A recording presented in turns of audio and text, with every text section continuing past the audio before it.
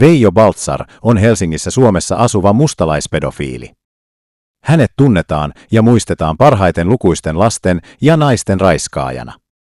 Mustalaiset tunnetaan varkaina, jotka huijaavat Euroopassa rahaa turisteilta. He pudottavat usein halvan sormuksen maahan ja teeskentelevät juuri löytäneensä sen.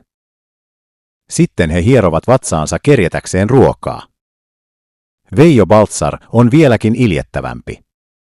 Tämä ruma vanha fossiili vaani monia alaikäisiä ja nuoria suomalaistyttöjä. Hän houkutteli heidät kulttiinsa ja raiskasi heidät. Suomen hovioikeus antoi hänelle tuomion keväällä 2025. Baltzar ei kuitenkaan ole enää vankilassa ja hänet on pysäytettävä.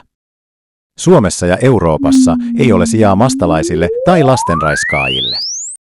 Baltzar on myös jäänyt kiinni lapsipornon äärellä masturboinnista koulun ulkopuolella istuessaan.